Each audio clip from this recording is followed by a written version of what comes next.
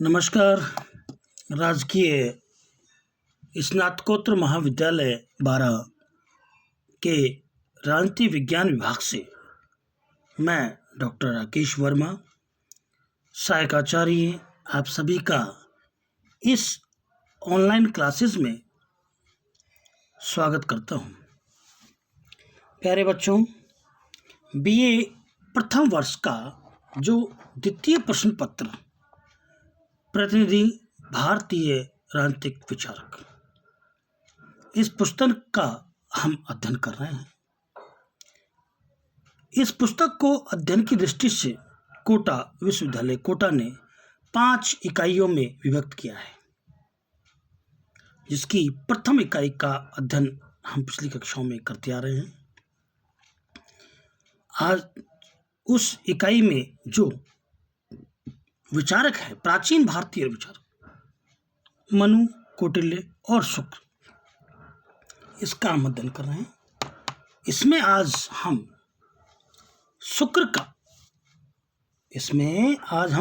शुक्र का या शुक्राचार्य का अध्ययन कर रहे हैं।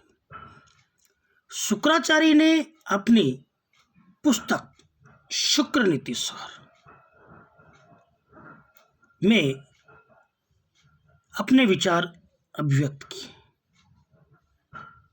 यह विचार उन तत्कालीन परिस्थितियों में दिए गए जब यहाँ राज्य में शासन व्यवस्था, राजा स्थापित थी। राज्य की जो उत्पत्ति है उसके बारे में शुक्र ने अपनी पुस्तक शुक्राचार्य में लिखा है। शुक्राचार्य ने या शुक्र ने यह लिखा है कि राज्य स्वाभाविक और अनिवार्य संस्था है। राज्य एक स्वाभाविक और अनिवार्य संस्था है। शुक्र नीति के अनुसार संसार में राज्य के संरक्षण व नेतृत्व के अभाव में प्रजा के नष्ट हो जाने की आशंका हो सकती है। इस संसार के निर्माण का आधार राज्य है। यहाँ शुक्र ने राज्य का निर्माण का आधार ये माना कि संसार में जो प्रजा है, यदि जंगल राज हो, मत्स्य न्याय हो, तो लोग सुरक्षित नहीं हो सकते। लोग सुरक्षित तभी हो सकते हैं जब राज्य व्यवस्था स्थापित हो, राज्य हो, क्योंकि राज्य होगा तभी राजा होगा, और राजा होगा तो अन्य जो संस्थाएं हैं वो भी होंगी। यहाँ राज्य के बारे में शुक्र ने कहा है कि जिस प्रकार चंद्रमा समुद्र की वृद्धि का कारण है, उसी प्रकार राज्य लोगों के अभ्युदय का मूल आधार है।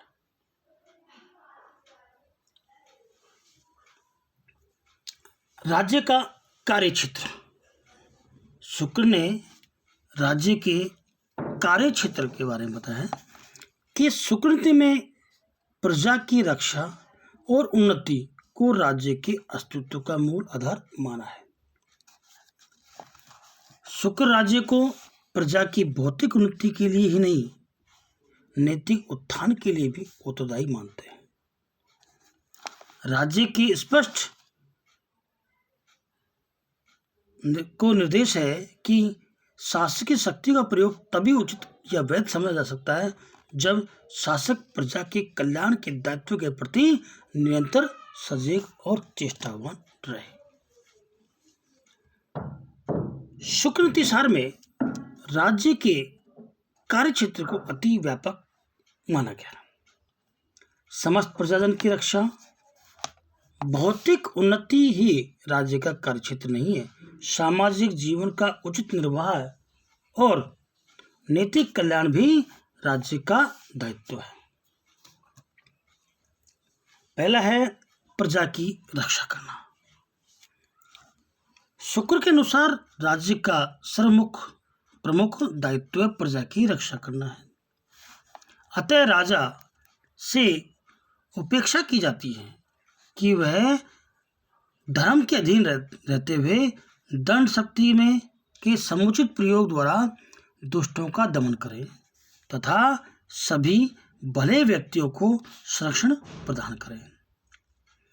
इस दृष्टि से अपराध और अपराधियों को न पनपाने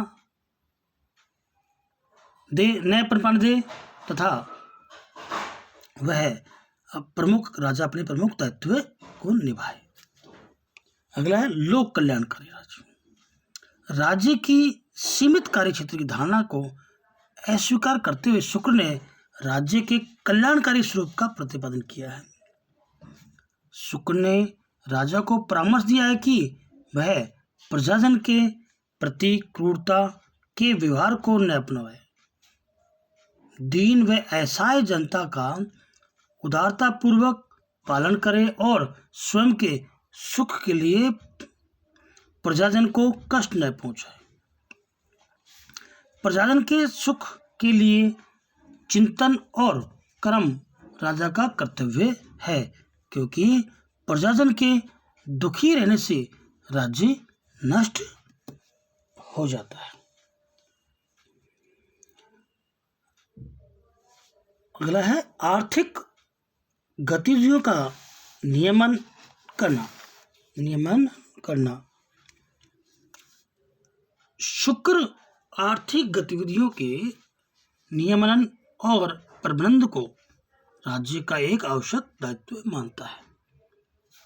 शुक्र ने विचार व्यक्त किया है कि गो, गज, अश्व, ऊंट, भैंस आदि पशुओं, चांदी, स्वर्ण, रत्न आदि धातुओं और खनिजों, मादक द्रव्यों और विष आदि पदार्थों तथा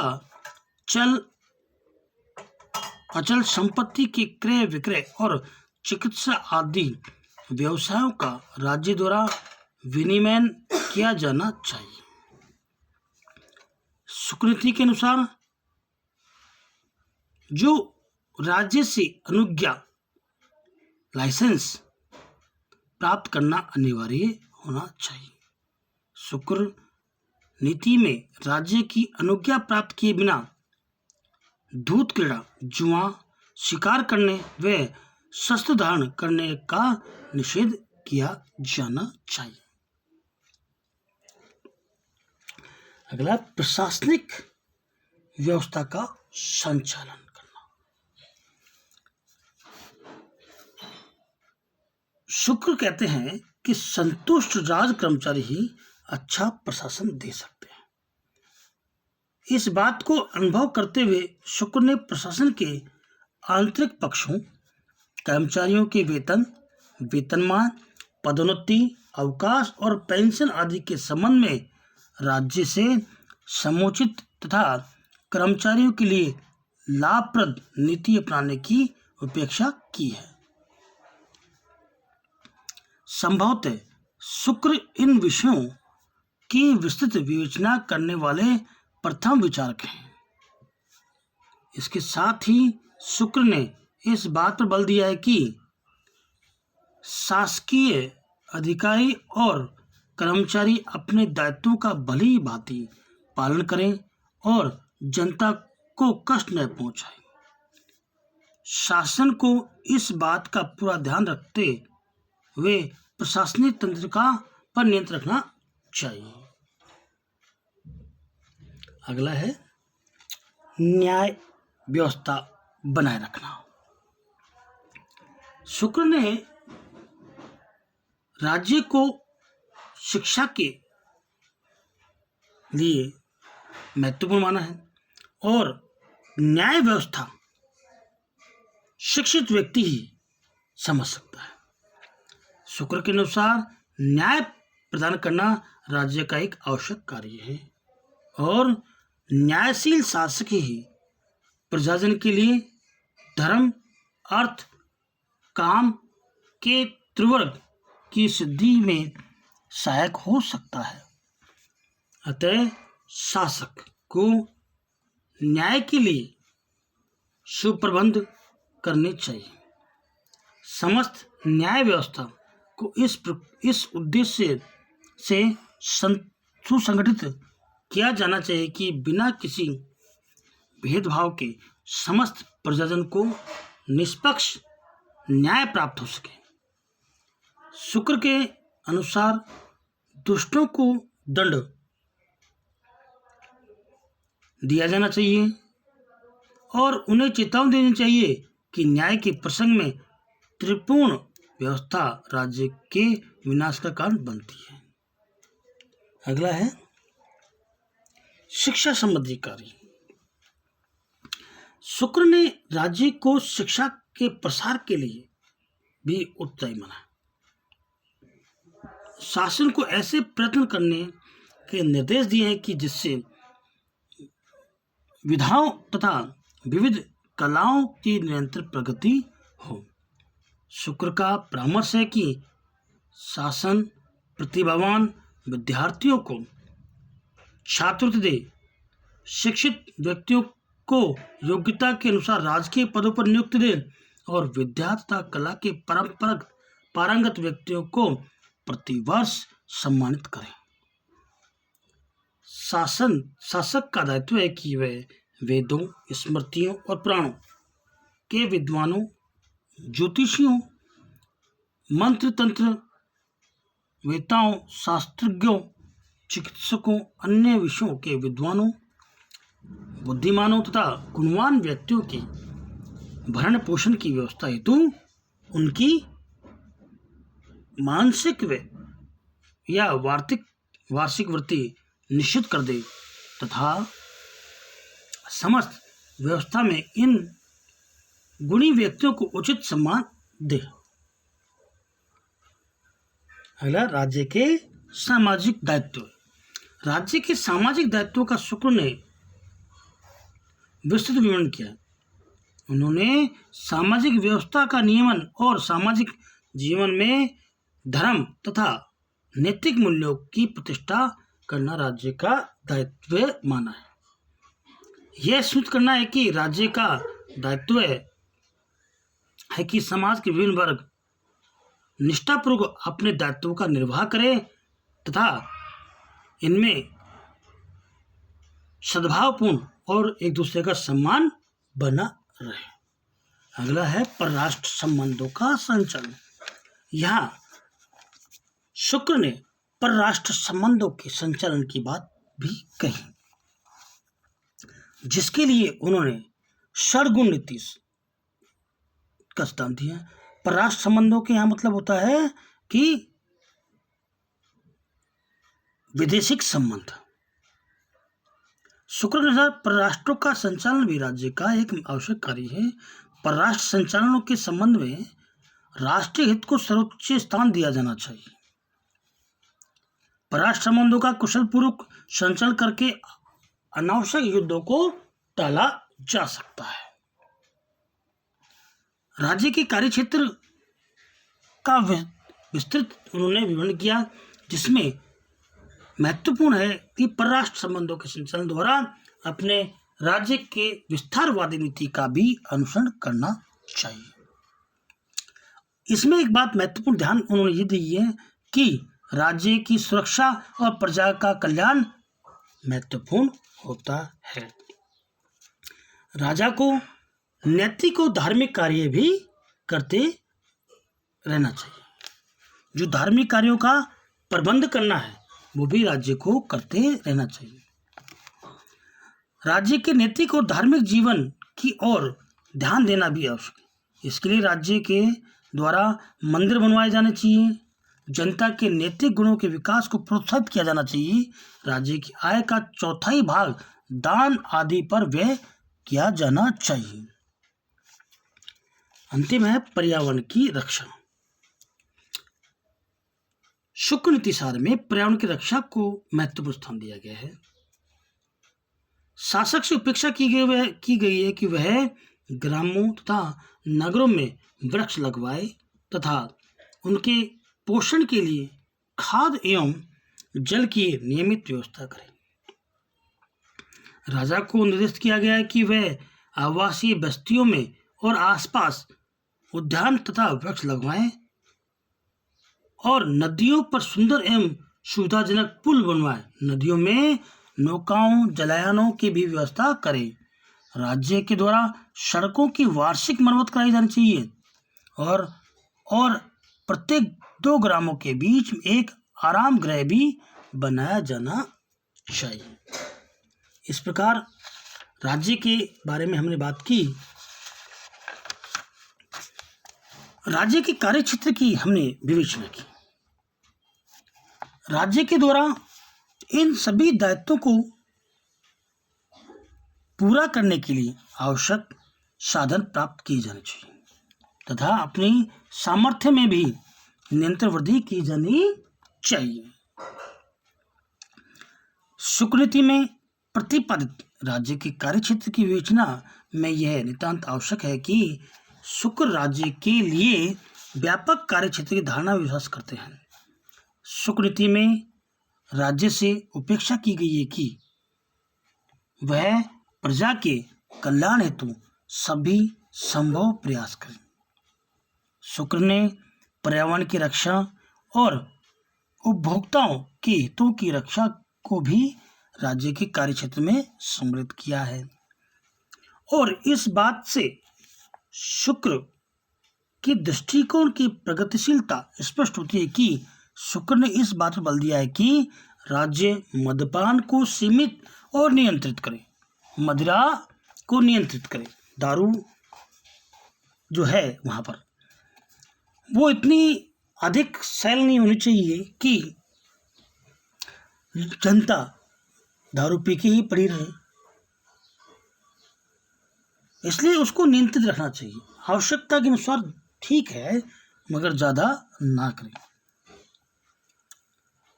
शुक्र ने राज्य को नैतिक मार्ग में आने वाली बाधाओं को भांपते हुए राज्य में धार्मिक कार्य और नैतिक कार्य करते रहना चाहिए। राज्य में मंदिर और पूजा स्थलों का निर्माण करना चाहिए जिससे व्यक्ति एक दूसरे के संपर्क में आकर के अपने नैतिक और धार्मिक कार्यों को करें।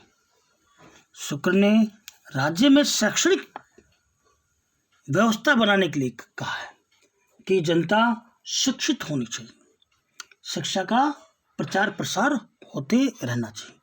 शिक्षा महत्वपूर्ण होती है व्यक्ति के जीवन के लिए। शिक्षा का अर्थ यह नहीं होता कि व्यक्ति शिक्षा पाकर के नौकरी ही लगे। शिक्षा का महत्वपूर्ण कार्य व्यक्ति के व्यक्तित्व के विकास के मार्ग को खोलना होता है। शिक्षा के द्वारा वह व्यक्ति अपना रोजगार प्राप्त कर सकता है। शिक्षा ही वह साधन है जिससे व्यक्ति अपने कार्यों को संपन्न कर सकता है। यहाँ राजा को एक लोक कल्याणकारी राजा होने का निर्देश भी प्रदान करता है। राजा जनता के इस प्रकार के कार्य करे जनता में कि वो लोक कल्याण की भावना उसमें बनती है और लोक कल्याणकारी कार्य ही विश्व में सर्वश्रेष्ठ राज्य वही होता है जो लोक कल्याणकारी राज्य होता है। तानाशाह शासन होना राष्ट्र के लिए घातक होता है और राज्य को ऐसे लोक कल्याणकारी कार्य करने चाहिए जैसे बुजुर्गों, असहाय महिलाओं और दलित वर्गों का, निम्न वर्गों का उत्थान करते रहना चाहिए क्योंकि राज्य के लिए सभी समान है। राज्य सभी को समान दृष्टि से देखता है। राज्य की व्यवस्था इस प्रकार होनी चाहिए कि राज्य में रहने वाले लोग अपनी उन्नति का मार्ग प्रशस्त कर सकें और और राज्य का प्रमुख उद्देश्य ये होना चाहिए कि व्यक्तियों के भौतिक और मानसिक और बौद्धिक विकास को उन्नत कर सके। राज्य ऐसी व्यवस्था उत्पन्न करे कि जिससे भौतिक और मानसिक विकास उनका उन्नत हो सके। इस प्रकार आज की कक्षा में हमने राज्य के कार्य क्षेत्रों के बारे में बात की। सभी का इस ऑनलाइन क्लासेस में बहुत बहुत धन्यवाद। कोरोना महामारी है, इस महामारी में सतर्क रहें, सुरक्षित रहें, मास्क का प्रयोग करें, घर से आवश्यक होने पर घर से बाहर निकलें, क्लासेस ऑनलाइन लेते रहें, सैनिटाइजर से हाथ धोएं। बाकी जैसा ही कोरोना महामारी से निजात पाएंगे हम आपसे फिर मिलेंगे। सभी का धन्यवाद। थैंक्स ऑल, धन्यवाद।